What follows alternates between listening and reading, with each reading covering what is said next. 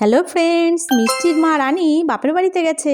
আরে বাবা, ছাদের উপরে গাছগুলো সব মাথার উপরে পড়েছে। না যাই, অনেকটাই দেরি হয়ে যাচ্ছে। এদিকে শাশুড়ি মা আবার চিৎকার চেঁচামেচি শুরু করে দেবে। এই তো এটা মিষ্টিদের বাড়ি, এই যে এটা হচ্ছে মিষ্টির মালতীর ঘর আর এটা মিষ্টিদের ঘর। মা, মা তুমি এখানে বসে আছো? এই তো আমি চলে এসেছি। আমি বলে গেলাম না যাবো আর আসবো, দেখেছো তাড়াতাড়ি চলে এলাম। খুব ভালো করেছো। এদিকে তোমার মেয়ে আর বাকি সব দুষ্টুগুলো দেখো গিয়ে কোথায় কি করছে। আরে দুষ্টুরা, তোরা সব দল বেঁধে এখানে রয়েছিস, ব্যাপারটা কি? মা মা, ঠাম্মাকে বললাম একটা সরস্বতী ঠাকুর বানাবো।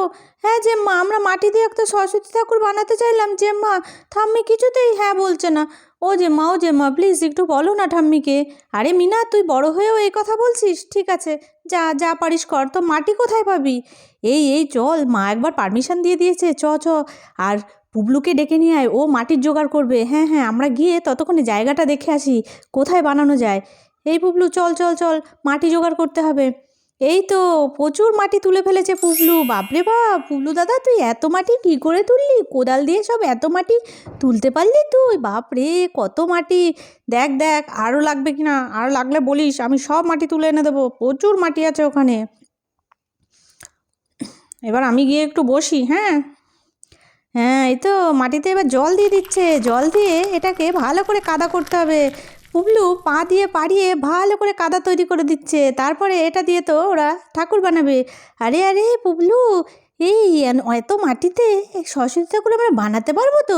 দাঁড়া দাঁড়া দাঁড়া, আমি একটুখানি হাতে মাটি তুলে নিয়ে দেখি মাটিটা ঠিকঠাক রেডি হয়েছে কিনা। এই মিনা, হ্যাঁ হ্যাঁ রেডি হয়ে গেছে।